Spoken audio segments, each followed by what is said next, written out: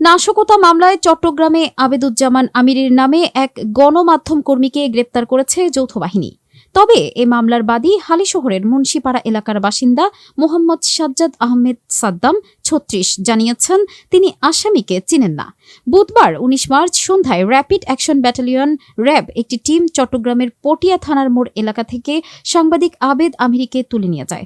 পরে রাত ১০টার দিকে তাকে চট্টগ্রাম নগরীর হালিশহর থানায় হস্তান্তর করা হয়। বিষয়টি নিশ্চিত করে হালিশহর থানার ভারপ্রাপ্ত কর্মকর্তা ওসি মোহাম্মদ মনিরুজ্জামান সাংবাদিকদের জানান, বৈষম্য বিরোধী ছাত্র আন্দোলনের ঘটনায় দায়ের করা মামলায় এজাহারভুক্ত আসামি হিসেবে যৌথ বাহিনী আবিদ আমিরকে গ্রেপ্তার করে থানায় হস্তান্তর করেছেন। বৃহস্পতিবার দুপুরে আদালতে পাঠানো হয়েছে। বৃহস্পতিবার দুপুরে তাকে চট্টগ্রাম আদালতে পাঠানো হলে তিনি জামিন আবেদন করেন। পরে বিচারক আবেদন নামঞ্জুর করে তাকে কারাগারে পাঠানোর আদেশ দেন। গ্রেপ্তার আবিদ আমিরি পটিয়া পৌরসভার ৩ নম্বর ওয়ার্ডের গোবিন্দার খেল এলাকার মৃত জয়নাল আবেদিন আমিরের ছেলে। তিনি দৈনিক যুগান্তর ও দৈনিক পূর্বদেশ পত্রিকায় পটিয়া কর্ণফুলী প্রতিনিধি হিসেবে কর্মরত ছিলেন। পাশাপাশি তিনি কর্ণফুলী উপজেলা প্রেস ক্লাবের সাধারণ সম্পাদকের দায়িত্ব পালন করেছেন।